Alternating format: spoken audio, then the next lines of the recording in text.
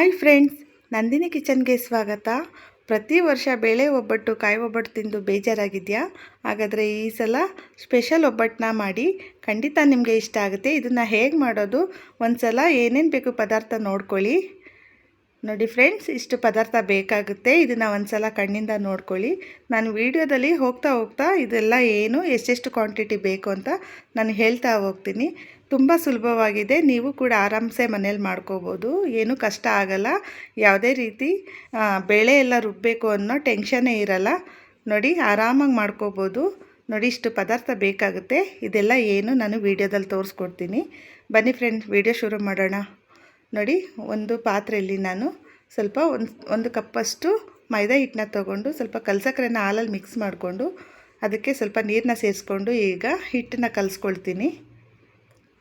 ಸ್ವಲ್ಪ ಎಣ್ಣೆ ಕೂಡ ಸೇರಿಸ್ಕೊಂಡು ಕಲಿಸ್ಕೋಬೇಕು. ನೋಡಿ, ಸ್ವಲ್ಪ ಎಣ್ಣೆ ಸೇರಿಸ್ಕೊಂಡ್ಮೇಲೆ ಈ ರೀತಿ ಮಿಕ್ಸ್ ಮಾಡ್ಕೋಬೇಕು. ನೋಡಿ, ಚೆನ್ನಾಗಿ ಈ ರೀತಿ ಮಿಕ್ಸ್ ಮಾಡ್ಕೊಂಡ್ಮೇಲೆ ಈಗ ನಾವು ಒಂದು 1/4 ಕಪ್ಪಷ್ಟು ಚಿರೋಟಿ ರವೆನ ಸೇರಿಸ್ಕೊಳ್ಬೇಕು. ನಾನಿಲ್ಲಿ ಸ್ವಲ್ಪ ಕ್ವಾಂಟಿಟಿ ಮಾಡಿ ತೋರಿಸ್ತಾ ಇದ್ದೀನಿ.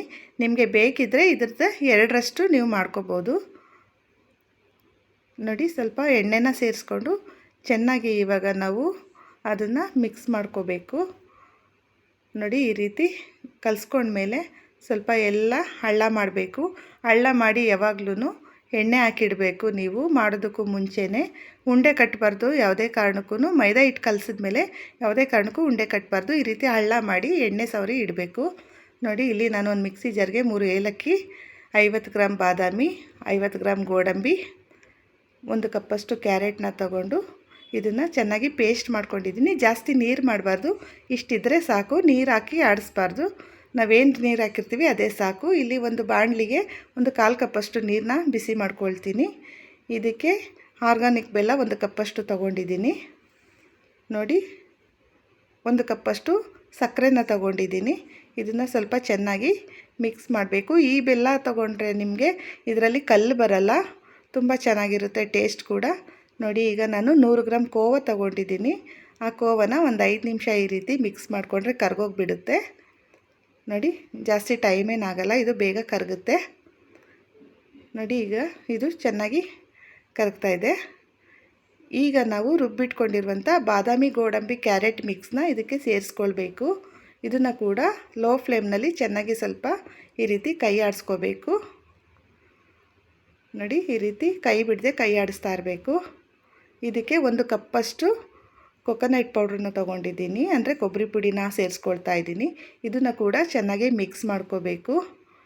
ನಿಮಗೆ ಸ್ವಲ್ಪ ನೀರು ಅನಿಸಿದ್ರೆ ಇನ್ನೂ ಸ್ವಲ್ಪ ಕೊಬ್ಬರಿ ಪುಡಿನ ಸೇರಿಸ್ಕೊಳ್ಬೋದು. ನೋಡಿ, ಇಷ್ಟ ಆಯಿತು. ಈಗ ಸ್ಟವ್ ಆಫ್ ಮಾಡಿ 1 ಅವರ್ ಇದನ್ನು ಆರೋದಕ್ಕೆ ಬಿಟ್ಬಿಡಬೇಕು. ಇವಾಗ ನೋಡಿ ಎಷ್ಟು ಚೆನ್ನಾಗಿ ಬಂದಿದೆ. ನೋಡಿ, ಹೂರಣ ಇಷ್ಟು ಗಟ್ಟಿ ಬರಬೇಕು. ಈಗ ಕರೆಕ್ಟಾಗಿ ಬಂದಿದೆ ಇದು. ನೋಡಿ, ಮೈದಾ ಹಿಟ್ಟು ಕೂಡ ಚೆನ್ನಾಗಿ ನೆಂದಿದೆ ಇದು. ಈಗ ನಾವು ಒಂದು ಸಲ ಚೆನ್ನಾಗಿ ಮಿಕ್ಸ್ ಮಾಡ್ಕೊಬಿಡೋಣ. ನೋಡಿ, ಎಷ್ಟು ಚೆನ್ನಾಗಿ ಬಂದಿದೆ. ಈಗ ಒಂದು ಬಾಳೆ ಎಲೆ ಮೇಲೆ ಸ್ವಲ್ಪ ಎಣ್ಣೆನ ಸವರ್ಕೋಬೇಕು. ನೋಡಿ, ಈ ರೀತಿ ಎಣ್ಣೆ ಸವರ್ಕೊಂಡು ಈ ರೀತಿ ಕಲಸಿಟ್ಕೊಂಡಿರೋ ಮೈದಾ ಹಿಟ್ಟನ್ನ ತೊಗೊಂಡು ಈ ರೀತಿ ಮಾಡ್ಕೋಬೇಕು. ಇದಕ್ಕೆ ಹೂರಣನ ಸ್ವಲ್ಪ ಸೇರಿಸ್ಕೊಂಡು ನೋಡಿ, ಫಸ್ಟ್ ಟೈಮ್ ಮಾಡೋರು ಈ ರೀತಿ ಕೈ ಮೇಲೆ ಈ ರೀತಿ ಇಟ್ಕೊಂಡು ನೋಡಿ ಇದನ್ನು ಈ ರೀತಿ ಮಡ್ಚ್ಕೋಬೇಕು. ನೋಡಿ, ಎಷ್ಟು ಚೆನ್ನಾಗಿ ಬಂದಿದೆ. ಇದನ್ನು ಮತ್ತೆ ಕೈಗೆ ಎಣ್ಣೆ ಸವರ್ಕೊಂಡು ಚೆನ್ನಾಗಿ ಈ ರೀತಿ ತಟ್ಕೋಬೇಕು. ಯಾವುದೇ ಕಾರಣಕ್ಕೂ ನೀವು ಲಟ್ಟಣಿಗೆಯಲ್ಲಿ ಲಟ್ಟಿಸ್ಬಾರ್ದು, ಆವಾಗ ಚೆನ್ನಾಗಿ ಬರಲ್ಲ. ಒಬ್ಬಟ್ಟನ್ನ ಯಾವಾಗಲೂ ಕೈಯಿಂದನೇ ತಟ್ಟಿ ಮಾಡಿದ್ರೇ ನಿಮಗೆ ಚೆನ್ನಾಗಿ ಬರೋದು. ನೋಡಿ, ಈ ರೀತಿ ಕೈಯಲ್ಲಿ ತಟ್ಕೋಬೇಕು. ಈಗ ಒಂದು ತವನ ಬಿಸಿ ಮಾಡಿಕೊಂಡು ಅದಕ್ಕೆ ಸ್ವಲ್ಪ ತುಪ್ಪ ಸವರ್ಕೊಂಡು ನೋಡಿ, ಈ ರೀತಿ ತುಪ್ಪನ ಸವರ್ಕೋಬೇಕು.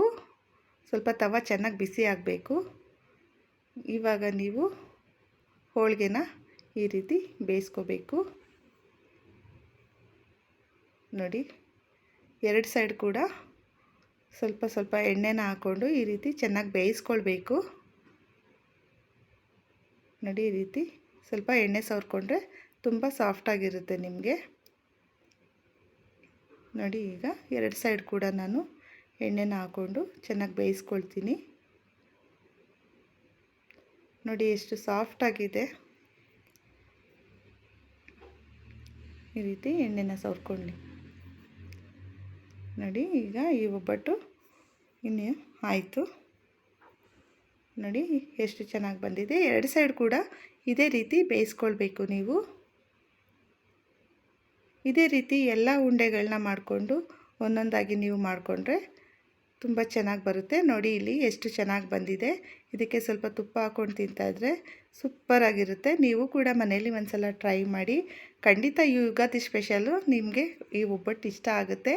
ಈ ವಿಡಿಯೋ ಇಷ್ಟ ಆದರೆ ಲೈಕ್ ಮಾಡಿ, ಶೇರ್ ಮಾಡಿ, ಕಮೆಂಟ್ ಮಾಡಿ, ಸಬ್ಸ್ಕ್ರೈಬ್ ಮಾಡೋದನ್ನು ಮರಿಬೇಡಿ. ನನ್ನ ವಿಡಿಯೋ ಇಷ್ಟೊತ್ತು ನೋಡಿದ್ದಕ್ಕೆ ಥ್ಯಾಂಕ್ ಯು ಸೋ ಮಚ್. ಯುಗ ಯುಗಾದಿ ಕಳೆದರೂ ಯುಗಾದಿ ಮರಳಿ ಬರುತ್ತಿದೆ.